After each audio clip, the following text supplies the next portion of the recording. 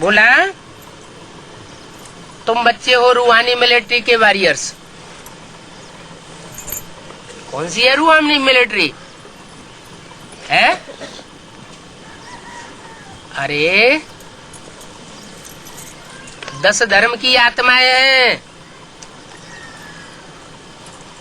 10 धर्मों के 10 जड़ें हैं। आधार मूर्त षष्ठी रूपी वृक्ष है ना, तो उसमें 10 जड़ें, आधार मूर्त 10 प्रकार के आधार मूर्त हैं, जो बेसिक नॉलेज में अभी भी है। जड़ें जमाए बैठे हैं।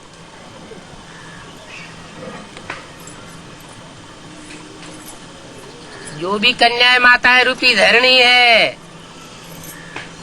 उनमें पक्का अड्डा जमाया हुआ है। तुम कितना भी उनको ज्ञान की सच्चाई सुनाते हो, ज्ञान की गोलियां मारते हो, बाण मारते हो, वो अंडरग्राउंड हो जाते हैं। कान में उंगली दे लेते, एक कान से सुनते, दूसरे कान से निकाल देते।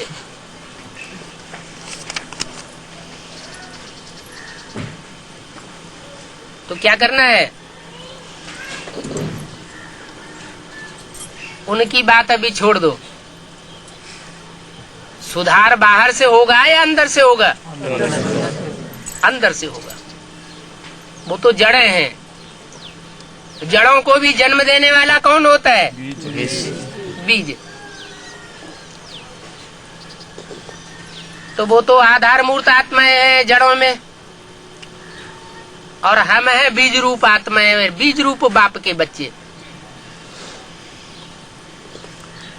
मनुष्य सृष्टि का जो बीज है, वो हमारा डायरेक्ट बाप है, और उस बीज में से अनेक प्रकार के बीज तैयार हुए। बीज तो सब 84 जन्म लेने वाले हैं। बीज का कभी विनाश नहीं होता। तो जो भी 84 जन्म लेने वाली बीज रूप आत्माएं हैं, उनके पार्ट का तो कभी विनाश हो नहीं सकता। वो तो सब पूरे 84 जन्म लेंगे। चाहे सूर्यवंशी हो, चाहे बेसिक नॉलेज वाले चंद्रवंशी हो, चाहे इस्लाम वंशी हो, चाहे बौद्धी वंशी हो, या कोई भी वंशी हो, बीज है ना।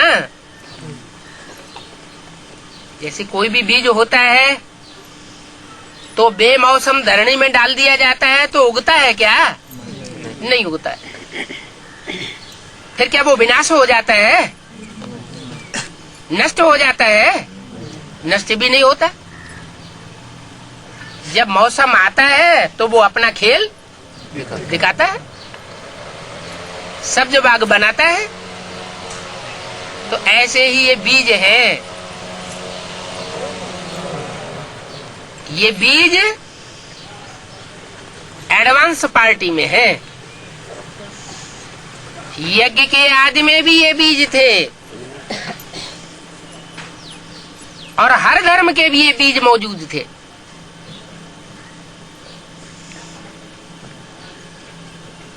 बीज सारे वृक्ष में आदि और अंत में दिखाई पड़ता है, या मध्य में भी दिखाई पड़ता है? आदि में बीज होता है जब बोया जाता है, और अंत में भी बीज जब पक जाता है, माने फल पक जाता है, वृक्ष परिपूर्ण हो जाता है, तो पकने पर फल से, वृक्ष से, टहनियों से, तने से और जड़ों से बीज अपने को क्या करता है? अलग कर लेता है, डिटैच हो जाता है। तो ऐसे ही चाहे एडवांस पार्टी के हैं, हमने उन जड़ों से, टहनियों से, बाहर की दुनिया से अपने बुद्धियों को क्या कर लिया? डिटैच कर लिया। आप मुए मर गई दुनिया। ये कब से शुरू हुआ? जो भी बीज प्रत्यक्ष होते गए, क्योंकि वृक्ष में जब फल पकते हैं तो एक ही सेकंड में सब फल पक जाते हैं या नंबरवार पकना शुरू होता है? नंबरवार पकते हैं। जब नंबरवार पकते हैं तो नंबरवार वो बीज अपने को डिटैच करके प्रत्यक्ष होता है। जब तक अपने को डिटैच नहीं किया है, क्या बाहर की दुनिया से, माना टहनियों से, डालियों से, पत्तों से, वृक्ष के तने से और जड़ों से, जब तक हम बीज रूप आत्माओं ने अपने को डिटैच नहीं किया, डिटैच माना मोह मुक्त, तब तक हमारी प्रत्यक्षता नहीं हो सकती। जो बीज रूप आत्माएं अपने को डिटैच करती जावेंगी, नष्टो मोहा बनती जावेंगी, उतना उतना बाप उन बच्चों को प्रत्यक्ष करता जाता। तो सन 76 में ये बीज रूप आत्माओं की दुनिया प्रत्यक्ष होना शुरू होती। बीज रूप आत्माओं का संगठन आरंभ होता है। तो बीज थोड़े होते हैं या सारे इकट्ठे आ जाते हैं? थोड़े होते हैं, लेकिन नंबरवार वो बीज प्रत्यक्ष होते हैं। कोई प्रत्यक्ष होते हैं, डिटैच होते हैं, फिर अटैच हो जाते हैं। ये डिटैच होना और अटैच होना चलता रहता है।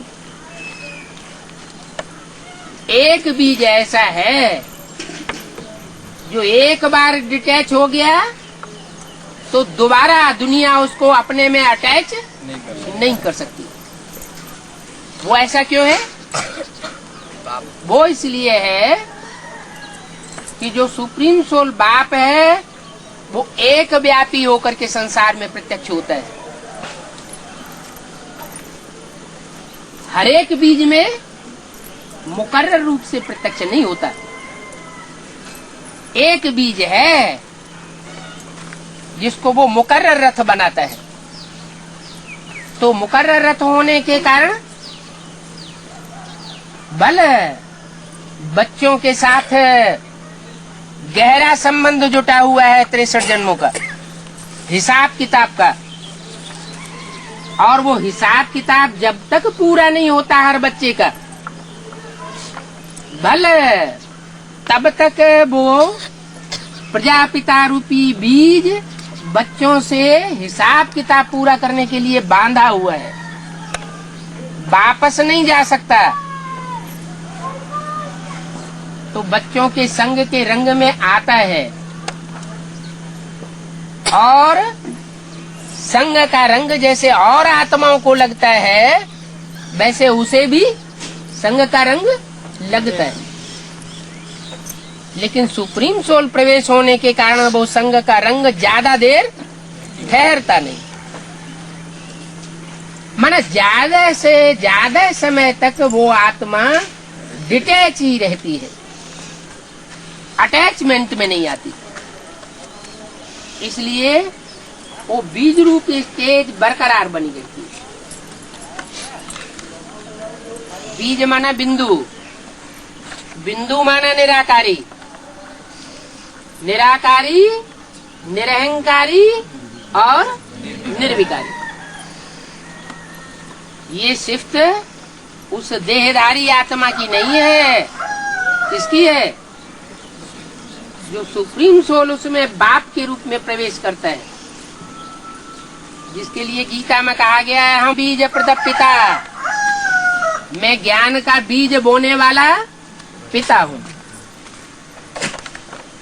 नंबरवार धरणी रूपी बच्चे हैं जो उस ज्ञान के बीज को धारण करते हैं। जो जितना उस ज्ञान को महत्व देता है, गहराई से ज्ञान को पकड़ता है, वो उतनी ही पावरफुल बीज रूप आत्मा बन जाती है।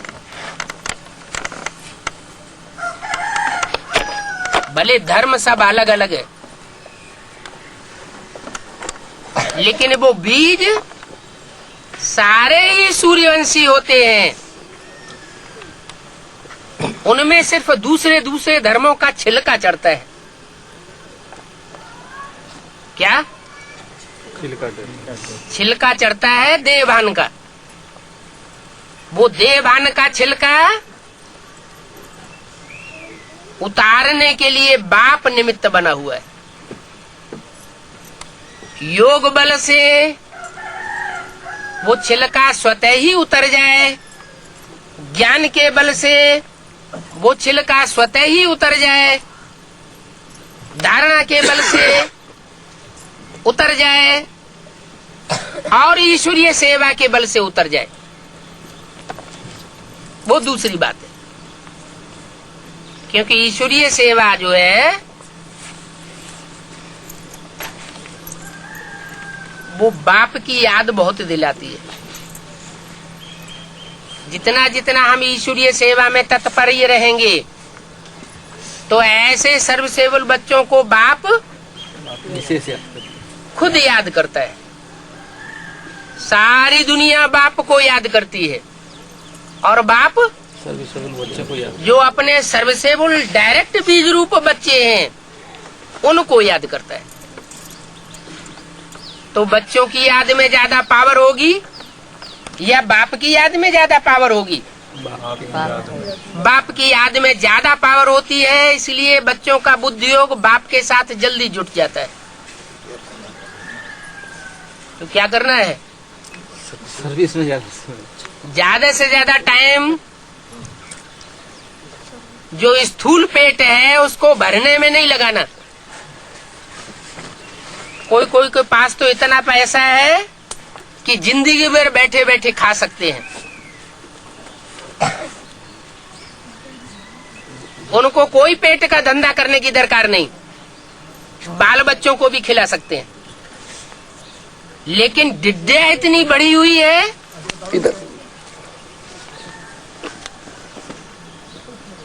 कि बैंक बैलेंस बढ़ाने में लगी रहती है। बाबा कहते किसकी दबी रही धूल में, किसकी राजा खाए, किसकी ले गए चोटा और किसकी आग जलाए। ये पेट के लिए, चाहे अपने पेट के लिए, चाहे बीवी बाल बच्चों के पेट के लिए, ये जो स्थूल धन एक्स्ट्रा कमाया जा रहा है, इसका क्या असर होगा? है मिट्टी में मिल जाएगा, जमीन में दबा रह जाएगा। सोना होता है ना, चांदी, क्या करते हैं?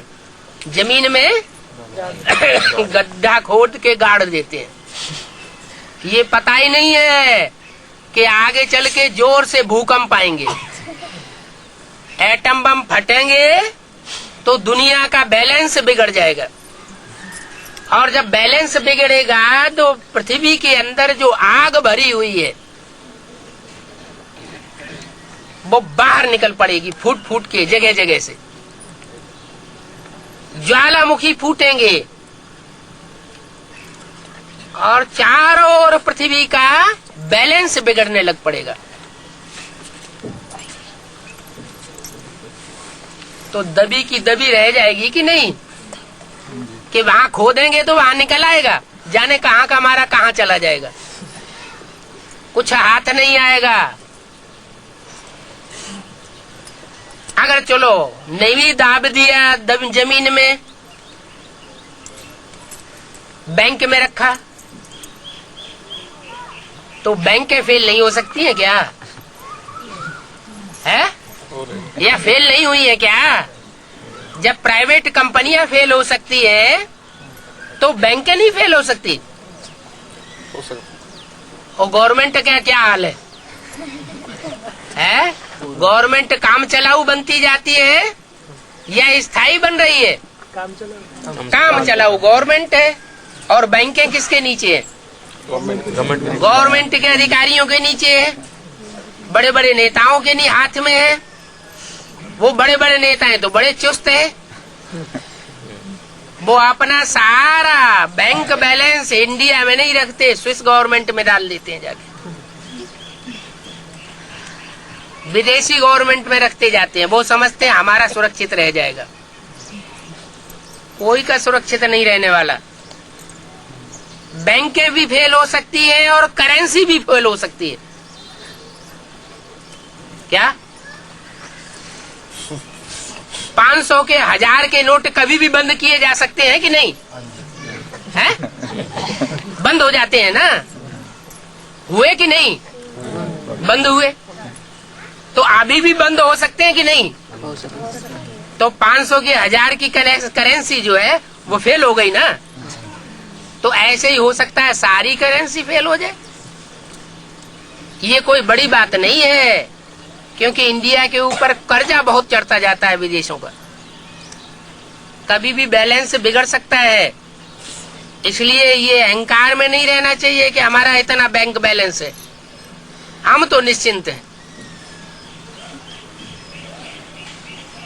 किसकी दबी रही धूल में किसकी राजा खाए।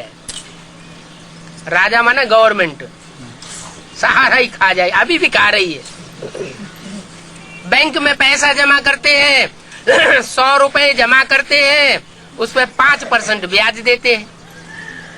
गवर्नमेंट कितना ब्याज देती है? 100 रुपए के ऊपर 5 रुपया। और महंगाई एक साल में कितनी बढ़ती है? 15% तक महंगाई बढ़ जाती है। तो 15% महंगाई बढ़ी तो 100 रुपए का कितना रह गया? 85 रुपया रह गया ना।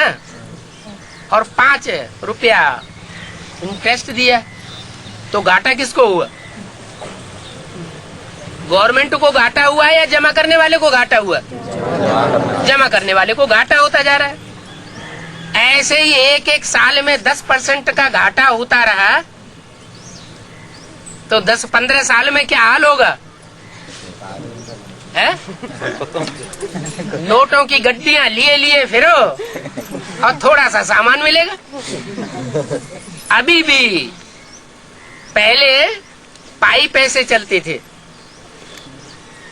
1 आना 2 आना चलता था, उसकी कोई चीज मिल जाती थी। अभी रुपए 2 रुपए की भी कोई चीज नहीं मिलती है। अब वो पाई पैसे आना 2 आना खलास। तो पैसे की वैल्यू घटती जा रही है।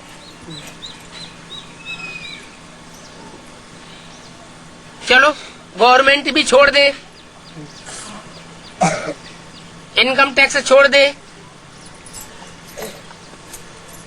जमीन में भी न दबा रह जाए, फिर चोरी चकारी बढ़ती जा रही है, घटती जा रही है? बढ़ती जा रही है। चोर चकार लुटेरे डकैत इनकी संख्या तो तेजी से बढ़ रही है। तो वो छोड़ देंगे क्या? अगर घर में रखेंगे, जमीन में भी नहीं गाड़ेंगे, बैंक में भी नहीं रखेंगे, घर में रख देंगे तो चोटा ले जाएंगे। बाबा तो पहले से ही मना करते हैं कि सोना वोना पहनना नहीं है। माताएं तो मानती नहीं। माताएं कहती हैं अरे हम नहीं पहनेंगे तो क्या, हम तुम्हारे ही गले में डाल देते, बाबा की गले में डाल देते। बाबा की अंगूठी, बाबा को अंगुली में अंगूठी पहना दे, तुम पहनो। तुम पहनोगे तो हमको भी मौका मिलेगा पहनने का।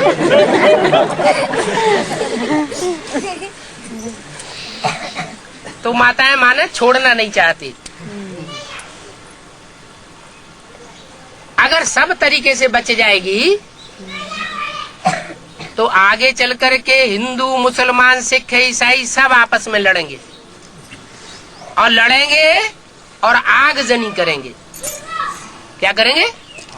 जब पब्लिक गुस्से में आती है तो क्या करती है? आग लगाना शुरू कर देती है। तो ये चारों अंजाम हो सकते हैं। क्या क्या बताया? मुरली में जो कुछ भी बताया है वो पत्थर की लकीर समझना चाहिए, अलबेलेपन में नहीं रहना चाहिए। किसकी दबी रही धूल में किसकी राजा खाए, किसकी ले जाए चोटा और किसकी आग जलाए। तब क्या करना चाहिए? सफल ही होगी उनकी जो खर्चे नाम धनी के।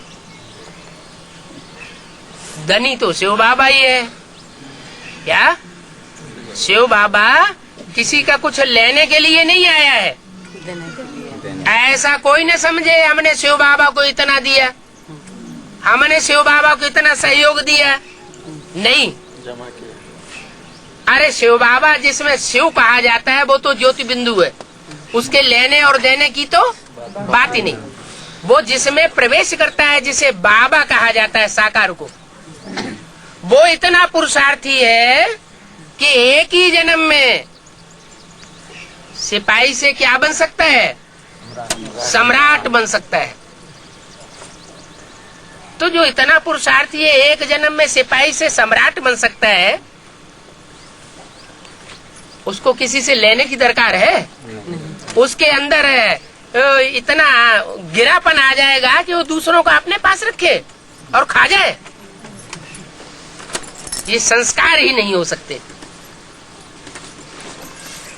इसलिए क्या करना है,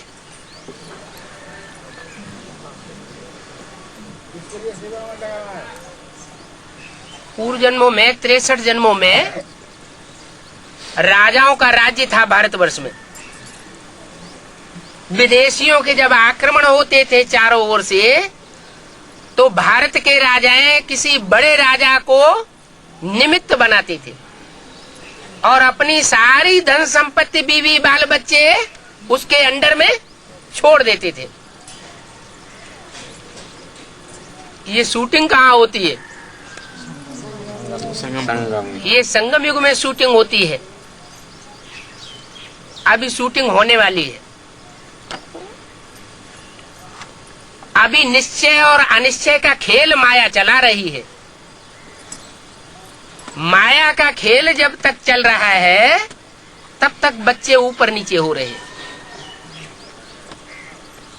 या बच्चों में जब तक देह अभिमान का छिलका चढ़ा हुआ है तब तक नीचे ऊपर हो रहे हैं। अब ये देह अभिमान का छिलका जब उतरेगा तो सब अलर्ट हो जाएंगे, फिर माया उन बच्चों का बाल बांका नहीं कर सकेगी। अभी तो जो नंबरवार सूर्यवंशी बच्चे हैं वो योग बल से अपने छिलकों को जलाए देते हैं। बाकी चंद्रवंशी, इस्लाम वंशी, बौद्धी वंशी, इनका छिलका इतना कड़क है, दूसरे धर्मों का छिलका चढ़ा हुआ है जो जल्दी जल नहीं रहा है। योग बल का उतना असर नहीं हो रहा है। तो अपने को कौन सी रूहानी मिलिट्री समझना है? सूर्यवंशी, चंद्रवंशी, बौद्धिवंशी या क्रिश्चियन वंशी? सूर्यवंशी रूहानी मिलिट्री के बच्चे हैं। कैसे भी करके हम अपने देह अभिमान रूपी छिलके को क्या करेंगे? जला देंगे।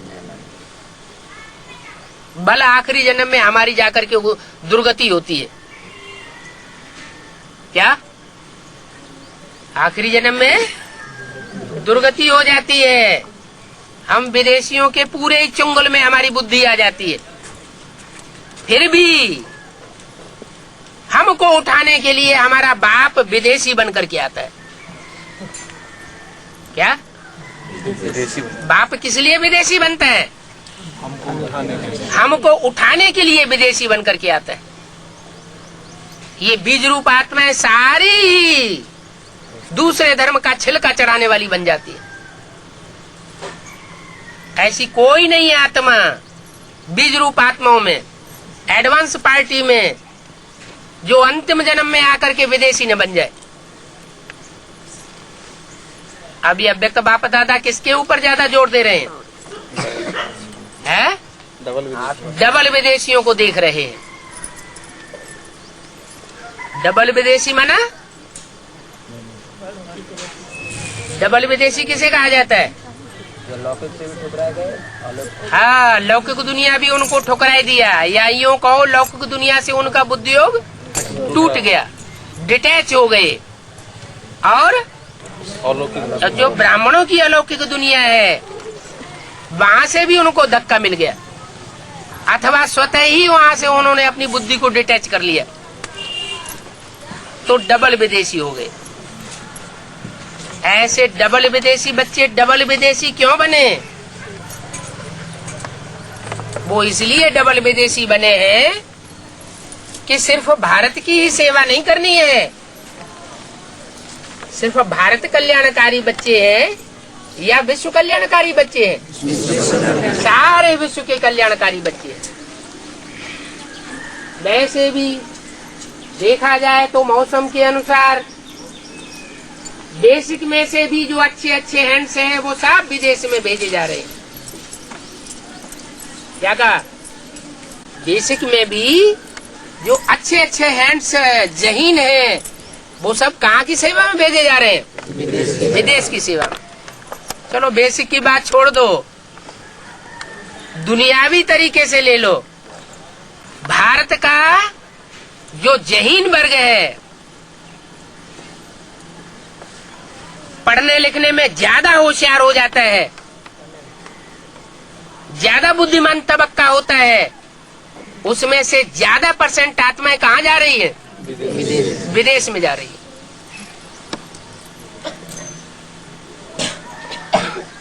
तो जैसा बाप प्लान बनाता है वैसा ही दुनिया में प्लान चलता रहता है।